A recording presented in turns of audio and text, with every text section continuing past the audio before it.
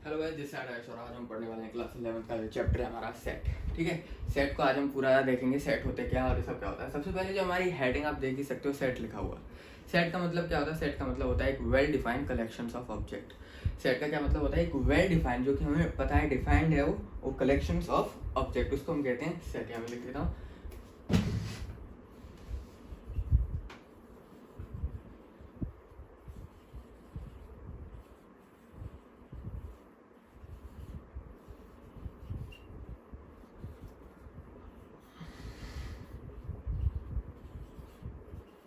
अब बात करते हैं, हमने ये तो बात कर ली।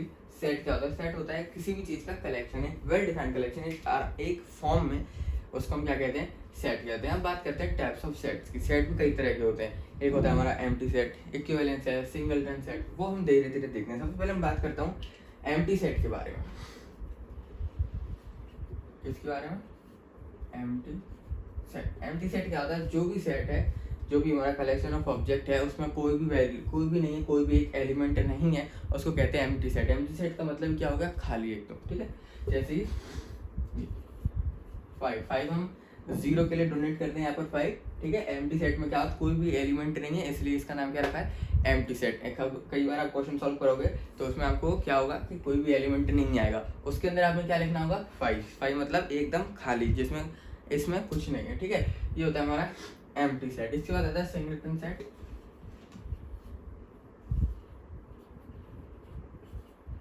इसमें क्या होता है?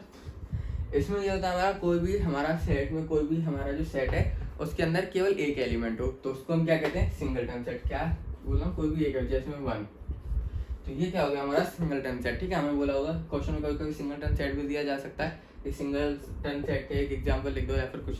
तो वो क्या होगा यहाँ पर हमारा, जिसके अंदर किसी भी सेट के अंदर एक एलिमेंट हो, उसको कहते हैं सिंगलटन सेट। यहाँ पर 1 की जगह 2 भी हो सकता है, कोई भी हो सकता है। ठीक है, यहाँ पर n लिख दो। n मतलब कुछ भी हो सकता है इसमें। ठीक है, तो ये होता है हमारा क्या? Singleton set. इसको हम क्या कहते हैं? सिंगलटन सेट, जो कि हमारा नाम से क्लियर हो रहा है, जिसमें एक सिंगल वैल्यू, सिंगल एक एलिमेंट हो, उसको कहते हैं सिंगलटन सेट। इसके बाद आता है हमारा इक्वल सेट। ठीक है, इक्वल सेट क्या होता है? इक्वल सेट ये होता है जैसे कि मैं दो यहाँ सेट ले लूं, एन ए और एन बी। अब देखो, जो हमारे इसके अंदर जितने भी एलिमेंट होंगे और इसके अंदर जितने एलिमेंट होंगे, अगर वो दोनों इक्वल एलिमेंट है तो उसको कहते हैं हम इक्वल सेट। ठीक है, जैसे कि इसके अंदर वैल्यू है 1 2 3 4, एन बी के अंदर वैल्यूज है हमारी 1 2 3। तो ये क्या हो गया हमारा? ये हो गया हमारा इक्विवेलेंट सेट। अंदर जितनी जो भी वैल्यूज हैं, देखो 1 2 3 4, और वहाँ यहाँ पर भी है 1 2 3 4, तो इसको हम कहते हैं इक्विवेलेंट सेट। इसको हम क्या कहते हैं? Equivalent set. इसके बाद आता है इक्वल सेट, सॉरी, इसको हम क्या कहते हैं? Equal set. इसके बाद आता है इक्विवेलेंट सेट। अब ये क्या होता है? इक्विवेलेंट सेट का मतलब होता है अंदर जितने भी एलिमेंट है वो नीचे जितने भी एलिमेंट है उसके बराबर हो। यानी कि हम फिर से दो सेट के एग्जांपल ले लेते हैं।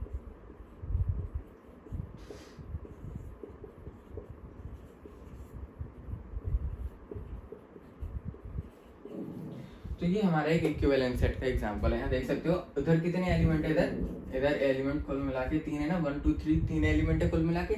और नीचे वाले में कितने? 1 2 3, इसमें भी कुल मिला के कितने हैं? 3 एलिमेंट। दोनों में 3 एलिमेंट है। इसमें क्या करेंगे? ये नहीं कि देखते कि 1 2 3 है तो यहाँ पर भी इक्वल होगा, वो इक्वल सेट में होता है। इक्विवेलेंट सेट में क्या होता है? इक्विवेलेंट सेट में होता है अंदर जितने भी एलिमेंट है उतने एलिमेंट नीचे वाले उसमें है कि नहीं, इसको कहते हैं इक्विवेलेंट सेट। इसको हम क्या कहते हैं यहाँ पर? Equivalent set. आपको नोट करना हो तो आप नोट कर सकते हैं। इसको कहते हैं इक्विवेलेंस सेट। अब बढ़ते हैं हम आगे यार, तो अब आते हैं हम कुछ यूनिवर्सल सेट्स होते हैं और होता है हमारा इंटरसेक्शन। यूनिवर्सल सेट क्या होता है ये और भी बता देता हूं हमको। यूनिवर्सल सेट, ठीक है, यूनिवर्सल सेट क्या होता है?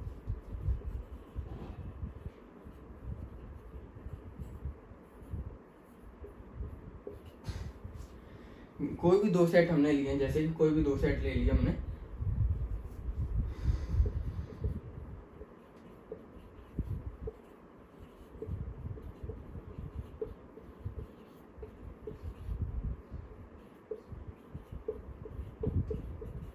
तो तो यूनिवर्सल सेट क्या होता है हमारा? यूनिवर्सल सेट वो होता है जिसमें ये दोनों ये जो हमारे चार यहाँ पर एलिमेंट है सारे कंबाइन हो गए। यानी अगर इन दोनों का हम यूनिवर्सल सेट फाइंड करें तो यूनिवर्सल में क्या होगा, जितने भी एलिमेंट ऊपर हैं उतने एलिमेंट नीचे, मतलब दोनों का जो हमारा प्लस होगा वो हमारा क्या होगा, यूनिवर्सल सेट। जैसे कि दो सेट हमें दे रखे हैं और दोनों का हम क्या करेंगे, सम, उसको कहते हैं यूनिवर्सल सेट। हम वेन डायग्राम से सीखते हैं। वेन डायग्राम क्या होता है, जिसकी मदद से हम जो है सेट को यहाँ पर रिप्रेजेंट कर सकें एक डायग्राम की फॉर्म में। डायग्राम की फॉर्म में क्या कर सके, रिप्रेजेंट कर सकें, उसको कहते हैं हम वेन डायग्राम। ठीक है, तो जैसे कि यहाँ देख सकते हैं, मैं दो यहाँ पर लेता हूँ।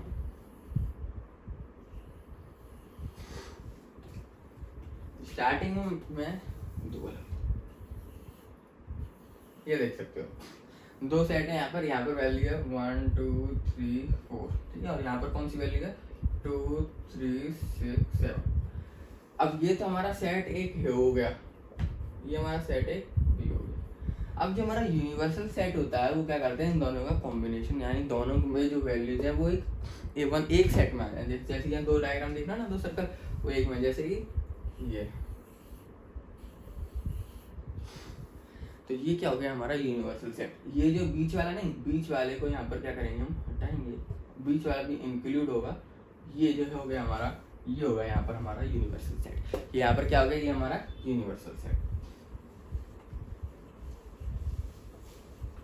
यानी ये जो दोनों वैल्यूज थी अब कंबाइन हो चुकी हैं और एक फॉर्म कर चुकी हैं, और जितने भी यहाँ पर जो वैल्यूज थी वो हमारी इसमें एक नई उसमें डायग्राम में आ चुकी हैं। तो उसको हम क्या कहते हैं, यूनिवर्सल सेट। यानी जो भी हमारे पास दो सेट है उसको अगर हम दो पार्ट की जगह सिंगल उसमें करते हैं तो उसको हम कहते हैं यूनिवर्सल सेट। और जिस तरह से मैंने आपको बताया उसको कहते हैं वेन डायग्राम।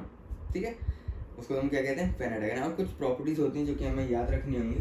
ठीक है, तो उसको हम देखते हैं वो क्या, जैसे कि, और यूनिवर्सल सेट तो हो गया हमारा। इसके बाद आता है जैसे कि ये ए यूनियन, ये जो हमारा यू का साइन है इसे हम यूनियन कहते हैं। यू का साइन मतलब यूनियन कहते हैं, जो कि हमारी सारी वैल्यूज होंगी इसको यूनियन।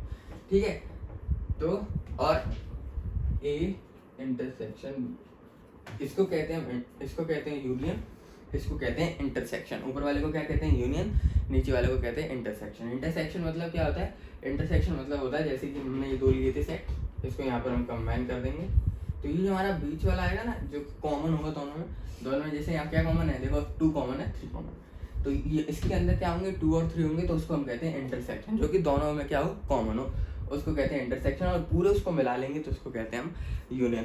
तो इस तरह से हम ये रिप्रेजेंट करते हैं।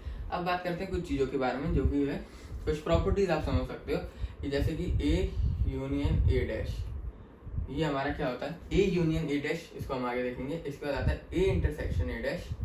ठीक है, इन दो चीज को देखते हैं, ये दोनों चीज हमारी यहाँ पर क्या आती हैं। जैसे कि आप देख सकते हो यूनियन लिखा हुआ है, यूनियन मतलब जो भी हमारी दोनों साइड है वो, तो ए और ए डैश मतलब उसका उल्टा। ठीक है, तो ए यूनियन ए डैश का हमारा क्या हो जाएगा, पूरा यूनियन, ए डैश मतलब पूरा यूनियन। अब बात करते हैं इंटरसेक्शन के बारे में। अगर ए भी हमारा क्या होता है यूनियन में से, ए डैश भी हमारा क्या हो गया, उसका उल्टा मतलब सेम हो गया, तो दोनों में जब सेम है तो इसमें इंटरसेक्शन 0 है। ठीक है, इसमें इंटरसेक्शन क्या, क्योंकि इसमें सेम वैल्यूज नहीं है ना। जैसे कि देखो ए जो हमारा है, ये ए एक अलग सेट है और ए डैश एक अलग सेट है, दो अलग सेट है। और अगर इनका हम इंटरसेक्शन कर दें, ए और ए डैश मतलब ए का जो है उल्टा, ए डैश का अगर हम क्या कर दें, इंटरसेक्शन कर दें, तो हमारा जो आंसर आएगा वो 5, यानी कि कुछ भी नहीं आएगा। यानी कि क्या नहीं आएगा, हमारा कुछ भी नहीं आएगा। और ऐसे ही हमारे अगर यू डैश जो हमारा यूनियन है उसका इंटरसेक्शन कर दें तो 5 आएगा। यू डैश यानी जो हमारा पूरा यूनियन है, जो भी हमारा सेट का जो हमारा पूरा समय पूरा यूनियन है, अगर उसको हम क्या कर दें, यू डैश कर दें, मतलब उसका उल्टा कर दें, तो वो हमारा 5 आएगा। ऐसे ही अगर हम 5 लिखा है 5 डैश कर दें तो यू आएगा। ठीक है, ये कुछ चीज़ें जो कि आपको ध्यान रखनी होंगी आगे क्वेश्चन को सॉल्व करने में, यहाँ पर ज़रूरत हमें पड़ सकती है। ठीक है, तो ये चीज़ हमें यहाँ पर ध्यान रखनी है। इसके बाद एक और लिख सकते हो, ए डैश, ये वापस से ए बन जाएगा, 2 डैश आएगा तो यानी ये वापस से क्या बन जाएगा, हमारा ए बन जाएगा अगर 2 डैश आएगा यहाँ पर। तो ठीक है, ये कुछ हमारी चीज़ें होती हैं जो कि हमें यहाँ पर याद रखनी चाहिए। ठीक है, इसके बाद आते हैं हम यहाँ पर अपने एक लॉज पे, जो कि हमारे अलजेब्रा जो हमारा सेट है इसके कुछ इंपॉर्टेंट लॉज हैं। ठीक है, तो सबसे पहला लॉ क्या है हमारा यहाँ पर, वो देखेंगे। इससे पहले आपने अगर तक अभी तक नोट नहीं किया तो इसे नोट कर लेना। ठीक है,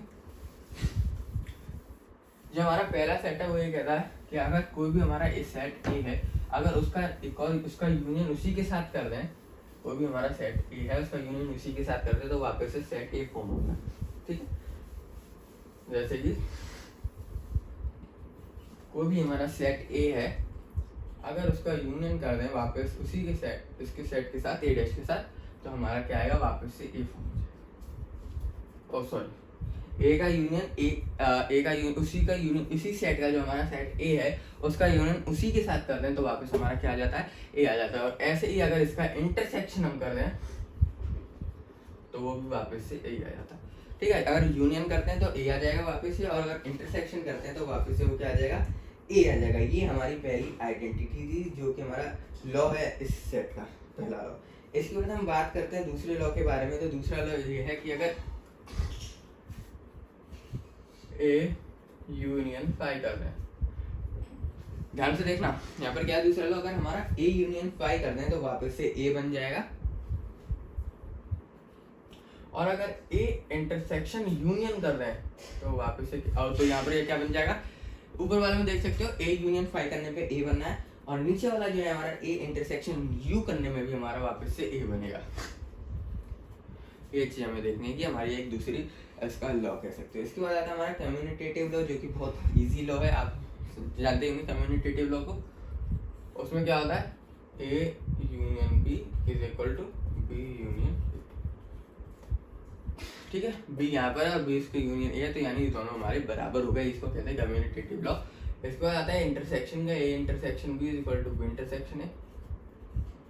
तो ये हो गया हमारे कुछ मेन लॉ जो कि हमें यहाँ पर याद रखने हैं क्वेश्चन को सॉल्व करने पहले। ये तो कम्युनिटेटिव लॉ जो बहुत ही इजी था, हमने पहले भी देख रखा है। इसके बाद एसोसिएटिव लॉ आता है जो कि आप अब तो खुद कर सकते हैं। एसोसिएटिव लॉ भी बता देता हूँ मैं। फोर्थ, जैसे कि हमारा A union B union C, ये देखो हमने जैसे यहाँ लिख रखा है A union B union C. अब जो हमारा ये इक्वल होगा, ये क्या होगा, ये जो हमारा ये है ये इक्वल किसके हो सकता है, ए यूनियन बी। तो ये हमारा एक एसोसिएटिव लॉ है। कौन सा है, एसोसिएटिव। तो ये वाला बहुत आसान लॉ है। इसमें क्या किया मैंने, ए यूनियन बी मैंने ब्रैकेट में लिखा था, यानी कि ये पहले यूनियन सॉल्व होंगे बी यूनियन सी, और इसके साथ ही अगर हम ए यूनियन बी के साथ करें तो ये भी हमारा ट्रू होगा। ये दोनों हमारे क्या होंगे, बराबर होंगे, एसोसिएटिव लॉ। ऐसे इंटरसेक्शन की बात करें अगर इंटरसेक्शन की, तो A intersection B intersection C वो हो जाएगा हमारा A intersection B intersection C. तो ये कहते हैं हम अपने इसको एसोसिएटिव लॉ। ये जो कुछ लॉ है आपको ध्यान रखने पड़ेंगे आगे, क्योंकि हम सॉल्व करेंगे जब क्वेश्चंस को, तो ये आपको देखने पड़ेंगे। ठीक है, इसके बाद आता है D Morgan's law. D Morgan's law क्या होता है, फिफ्थ, अगर हमारे पास कोई सेट है जैसे कि हमने ए यूनियन बी, इसके बाद डैश लगा हुआ ऊपर, तो अब इसको कैसे लिखेंगे, अब इसको ऐसे लिख सकते हैं हम यहाँ पर ए डैश यूनियन बी डैश। ऐसे इंटरसेक्शन का तो बिल्कुल सेम ही होता है जैसे यूनियन का होता है। अगर पूरी ब्रैकेट में डैश लगा हुआ है तो क्या होगा, दोनों में ही डैश आएगा, दोनों में ही डैश आएगा। इसको सॉल्व करना हो तो हम कैसे करेंगे, तो इस तरीके से जो हमारे एनसीईआरटी में और उसमें क्वेश्चन सॉल्व हो रखे हैं कि हम क्या करेंगे, जब डैश लगाएंगे इसमें तो दोनों में डैश आएगा, जब जाके इसको यूनियन को हम सॉल्व करेंगे। ठीक है, तो ये कुछ इंपॉर्टेंट हमारी प्रॉपर्टी है जो कि आपको यहाँ पर याद रखनी है हर किसी क्वेश्चन को अगर आप सॉल्व करने जा रहे हो तो। ठीक है, अब बात करते हैं 2-3 फॉर्मूले के बारे में, पर उससे पहले हमें कुछ चीज़ें समझनी पड़ेंगी यहाँ पर। वो क्या चीज़ें समझनी पड़ेंगी हमें, वो देखते हैं। यानी कुछ ऑपरेशंस करने वाले हैं हम इसमें। तो जैसे कि मैं बताऊँ, दो सेट लेते हैं यहाँ पर। सेट ए ले लेता हूँ मैं, सेट ए ले लिया हमने 1 2 3। ठीक है, अब मैं सेट बी ले लेता हूँ,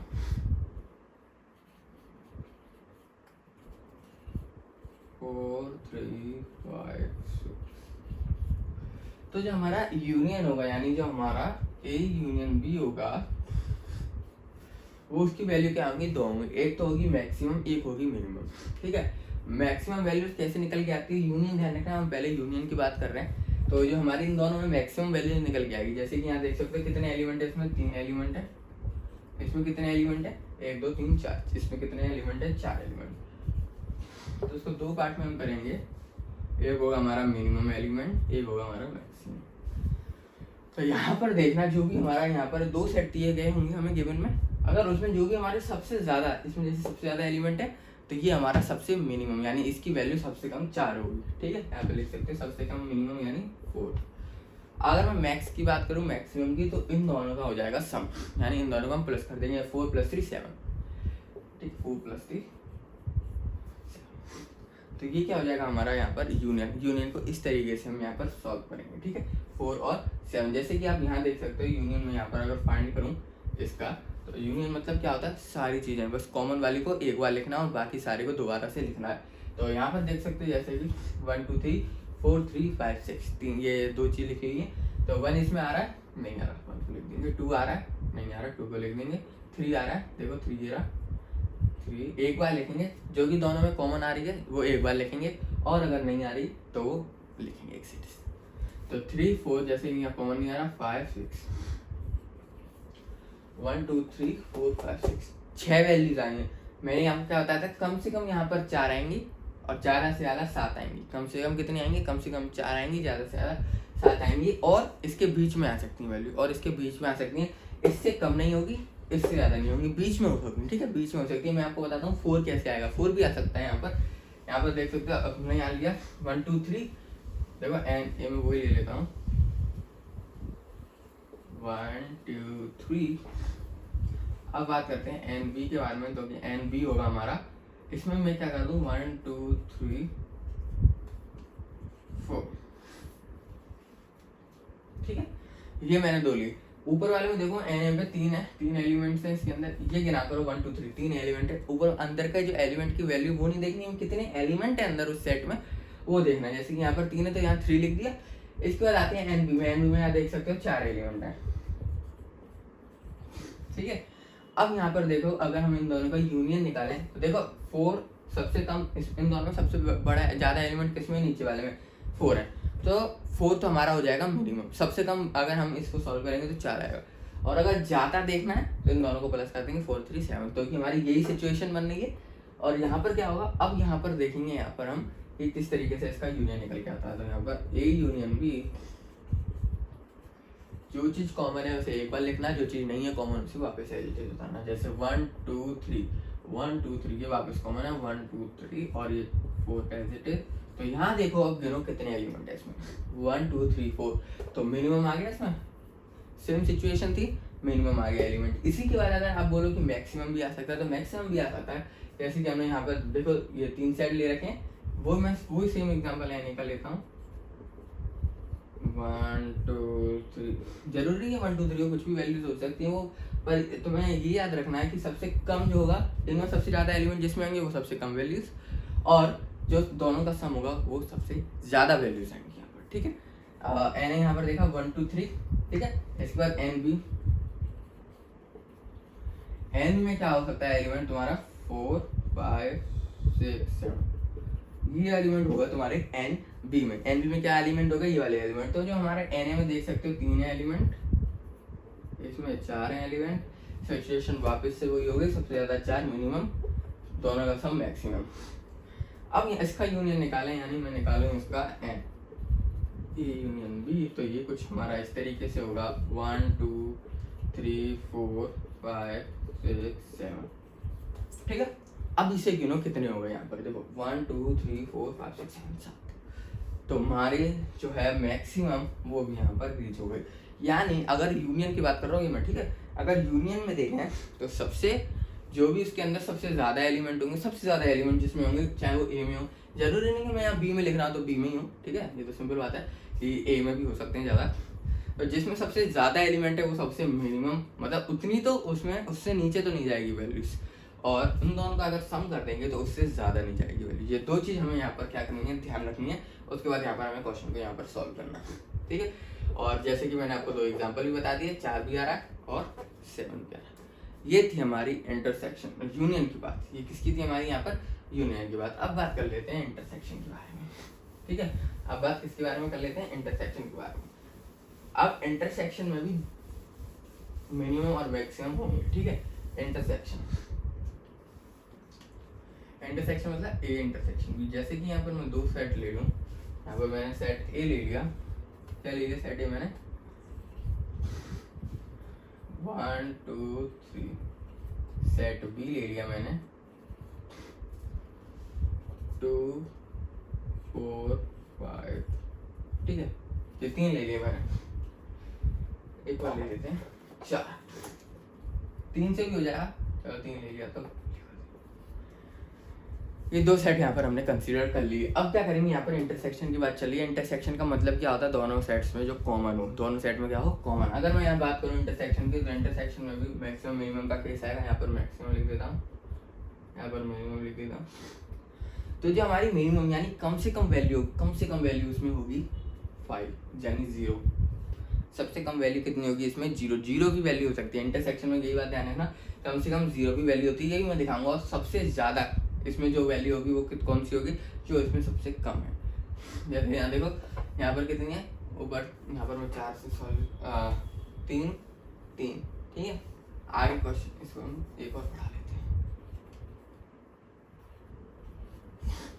ऊपर है हमारी 3, नीचे यहाँ हमारी 4, ठीक है। ऊपर है यहाँ हमारी 3, नीचे हमारी यहाँ पर 4। तो इन दोनों में से सबसे कम किस में एलिमेंट है, ऊपर वाले में एलिमेंट है। सबसे कम 3 एलिमेंट है यहाँ पर, तो इसकी जो मैक्सिमम वैल्यू होगी वो 3 होगी। 3 से ज़्यादा नहीं जाएगा, 0 से कम नहीं होगा। ये हमारा इंटरसेक्शन का केस हुआ, इंटरसेक्शन का केस हुआ, ठीक है। यूनियन में हमारा क्या केस था, जो उनमें सबसे ज़्यादा है वो उसमें सबसे कम थी मिनिमम वैल्यूज, और मैक्सिमम वैल्यू कितनी थी, दोनों का सम।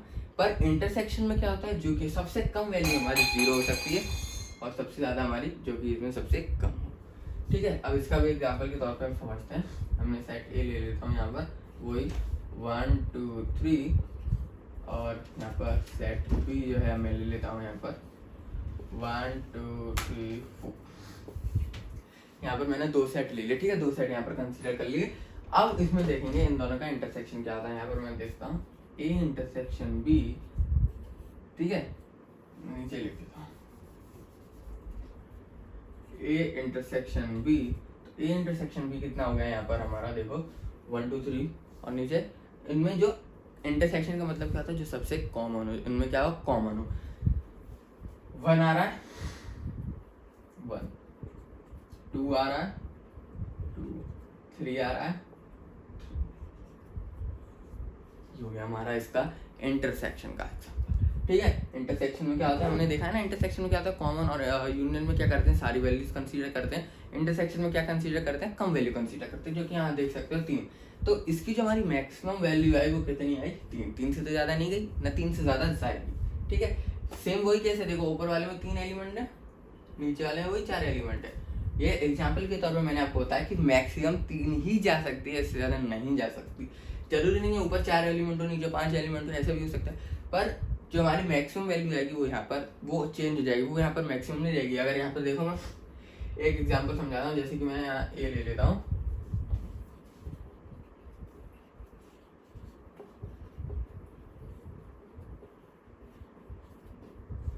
तो ऊपर कितने एलिमेंट है, 4 एलिमेंट है, नीचे कितने एलिमेंट है, 5 है।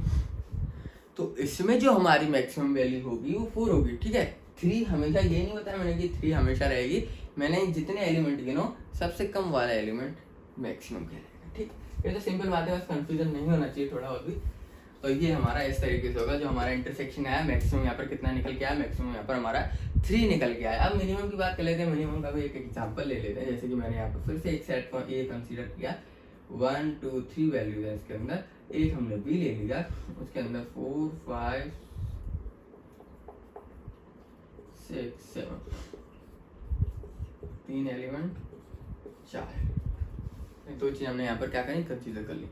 ऊपर वाले में 3, नीचे वाले में 4। अब इसका इंटरसेक्शन देखो, अगर ए इंटरसेक्शन बी,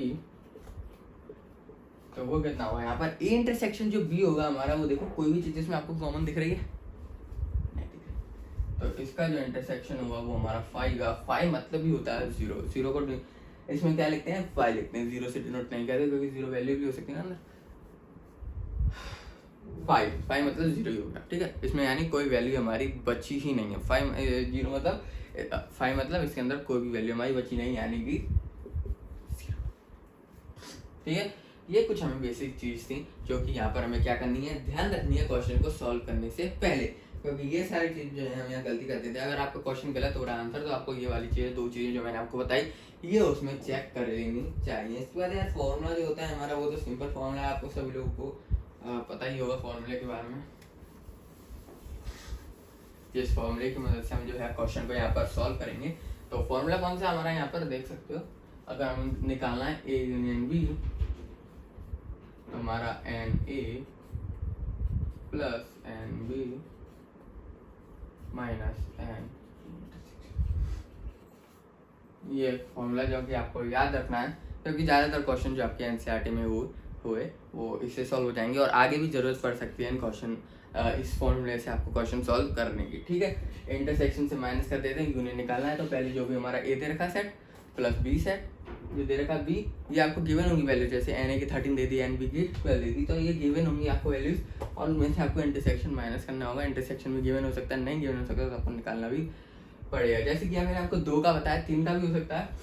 ठीक है, वही बहुत A union B union C, तो ये क्या होता है हमारा यहाँ पर N A plus N B plus N C. इसके बाद क्या होगा, यहाँ पर माइनस साइन आएगा, और माइनस की साइन से जानी है। ठीक है, minus N A intersection C B, sequence size कर लेते हैं, A intersection B minus N B intersection C minus N A intersection C. ठीक है, तीनों कंसीडर हो गए, ए बी बी सी ए सी। ठीक है, ये हमारे कंसीडर। इसके बाद हमारा एक लास्ट प्लस होगा, हमारे यहाँ पे प्लस होगा, ध्यान रखना, N A intersection B intersection C. तो ये 2 फॉर्मूले, दूसरा वाला भी बहुत ज़्यादा इंपॉर्टेंट है, आगे एक्सरसाइज में आपको जरूरत पड़ सकती है, या फिर कहीं भी आपको ये फॉर्मूले की यूज़ करने की ज़रूरत पड़ सकती है चैप्टर्स में। ठीक है, तो ये 2 चीज़ जो मैंने आपको दी, सारी चीज़ जो मैंने आपको यहाँ पर बताई, इसमें पूरा ध्यान रखना और नोट्स बना के रखना, क्योंकि ये आगे जरूरत पड़ सकती है, क्योंकि ये वाली चीज़ जो है भूल सकते हो आप लोग। तो इस वीडियो में इतना, मिलते हैं आप सभी लोगों से नेक्स्ट वीडियो में। तब तक के लिए बाय बाय। चैनल को सब्सक्राइब करना बिल्कुल भी मत भूलना।